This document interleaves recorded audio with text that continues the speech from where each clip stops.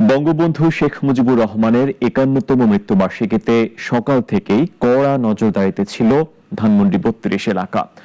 পুলিশের পাশাপাশি বৈষম্য বিরোধী ছাত্র আন্দোলনের ব্যানারে কিছু নেতাকর্মীর উপস্থিতি চোখে পড়ে। আটক হন কয়েকজন। মিরাজ মিজুর রিপোর্ট।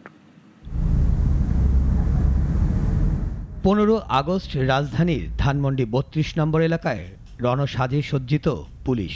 পোড়া বাড়ি ঘিরে গড়ে উঠেছে ঘাস, জঙ্গল আর আগাছার গাঢ় বন। নেই শেখ মুজিবের প্রতিকৃতি। তারপরও আগাম সতর্কতা হিসেবে পুলিশের পাশাপাশি বৈষম্য বিরোধী পরিচয়ে কিছু যুবক জড়ো হয় সেখানে। কার্যক্রম নিষিদ্ধ আওয়ামী লীগের সমর্থক বা কর্মী সন্দেহ হলেই তাকে ধরে দেয়া হচ্ছে পুলিশের কাছে। যাকে আটক করা হয়েছে তার নাম অর্ণব দাস। উনি যুবলীগের সক্রিয় সদস্য। ওনার গ্রামের বাড়ি টাঙ্গাইল। উনি যুবলীগের সক্রিয় সদস্য হিসেবে এখানে ফুল দিতে আসছে। আটক করা হয় এক রিকশা চালকও। তিনি রিকশায় বসে ধানমন্ডি ৩২ নম্বরের ছবি তুলছিলেন। যে রিকশাওয়ালাটা আসছে এখানে রিকশার উপরে দাঁড়ায়, এখানে দাঁড়া ভিডিও করতেছে। তো ভিডিও করার পরে ওর মোবাইলটা বাইরে সব ভালোভাবেই ধরছে, ধরে আগে মোবাইলটা চেক করার পরে ওর আওয়ামী লীগের ছবি ওর ছবিটার ভিতরে পাইছে।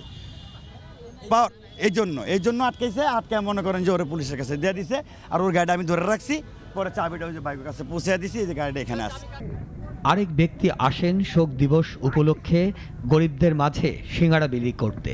তাকেও ধরে প্রথমে পুলিশে দেয়া হয়, পরে পুলিশ ছেড়ে দিলে এলাকা ছাড়া করেন রাষ্ট্রীয় সংলাপ ফোরামের নেতাকর্মীরা। মিরাজ মিজু, নাগরিক।